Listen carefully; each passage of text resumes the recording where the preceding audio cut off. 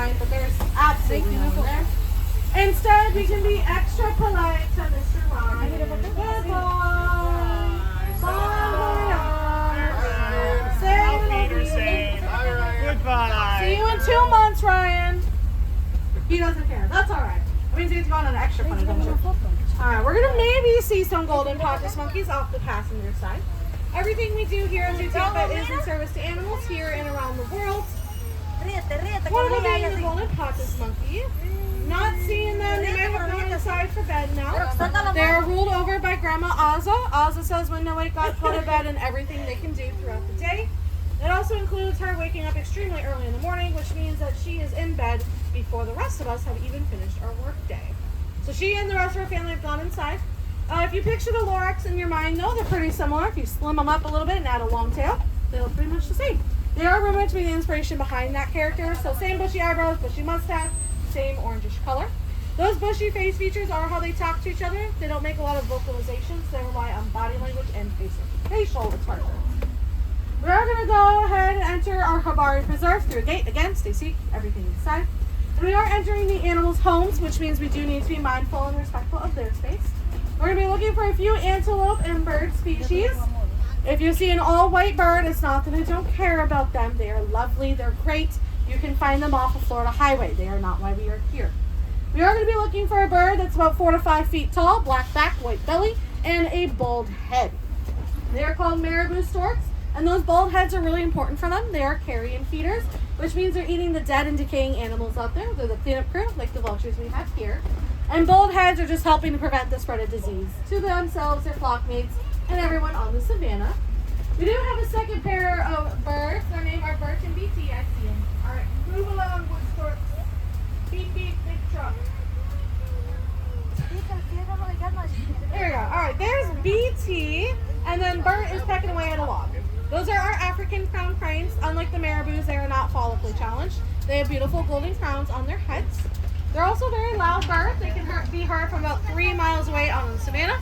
And they're also known as the rainmaker bird. So if they're singing and dancing, it's said that it brings rain. So if you start hearing them and it rains later, you can't blame Kara, you can't blame me, you can blame the birds. We do also have one of our juvenile bongos over at the red bar, as well as an older juvenile under here. We have 9 bongos altogether. We have Dad Marvin, we have 2 moms and their 6 beautiful children. We have Millie, Mira, and Mac. They were born at the start of the last year. We had Bonnie and Bennett born at the start of this year. And then July 3rd, we had baby Liberty born. Now every baby bongo that we have and other facilities have is a win. They are critically endangered. Only about 100 individuals left in the wild. Only about 1,000 in human care. So our 6 babies do represent 6. We are lucky enough to have those baby bongos, raise them up, and hopefully release them out into the wild one day. Let's see. We got a couple more marabous. We're checking out one of their buddies. This is Kavuli the shoebill. Shoebills are really awesome. I've heard him talk 3 times now. He did it a little bit earlier because his caretaker was here. Shoebills are the birds that have the sound of being described as like helicopters or heavy machinery. They don't have vocal cords or vocal boxes, so instead they clap their beak together in different rhythms, patterns, and pitches.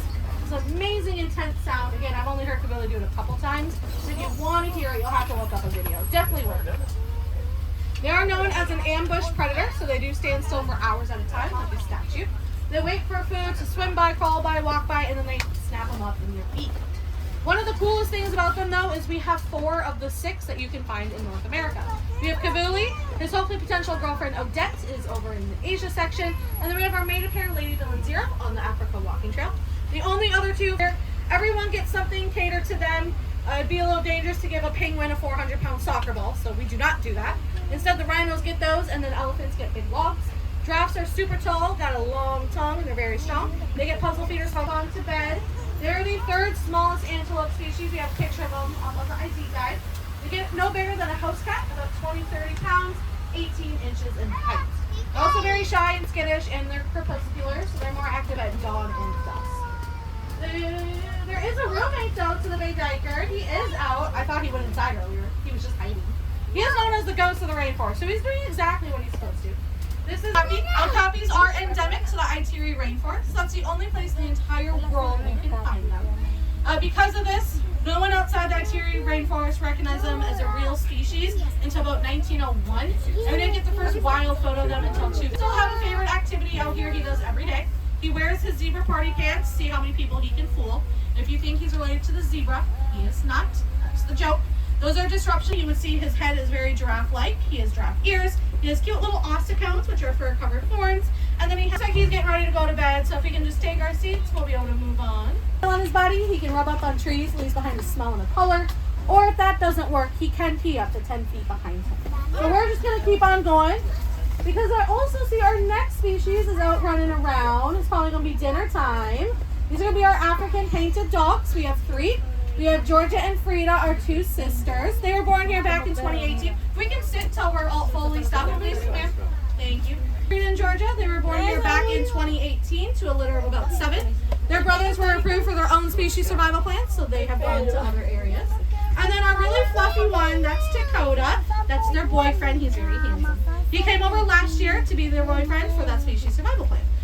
They are just not domesticated. They've never been domesticated, never will be. They are a truly wild dog with amazing predatorial skills. They are one of the top predators out there with about an 80% success rate.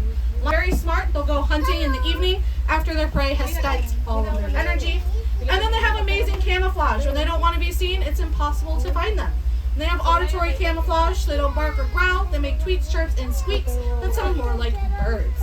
They're also pretty fast. They can run between 35 and 40 miles per hour for about an hour and a half to 2 hours sustained.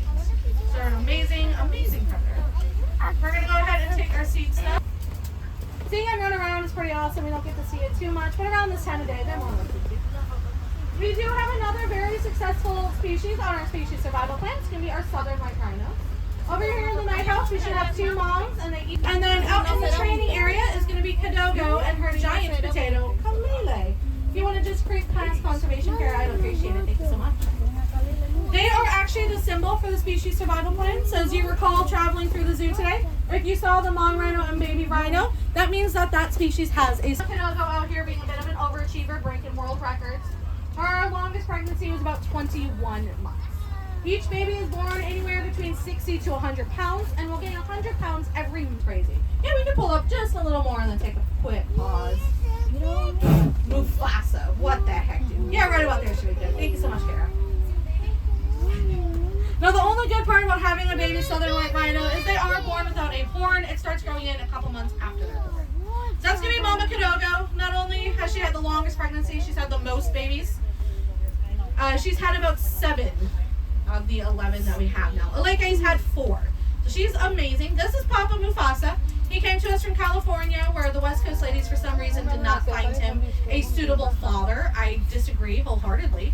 So he came down here, the East Coast ladies accepted him, and now he's had 3 children with our girls. He's also one of the biggest southern white rhinos you'll see. Their upper weight is about 5,000 pounds. It's about as big as they'll get. Mufasa here is pushing 4,800. He is huge. His son Maku, who's going to be 3 in October, is pushing 3,000. He's not even 3, and he's already 3,000. You're going to take a seat though. Also has one of the most impressive horns. His primary horn is massive. He likes it a bit shorter but really wide. That way he looks really intimidating. And Fujo. Fujo is our only adult female who's never had a baby. She is our built-in babysitter though. She adores all of our littles.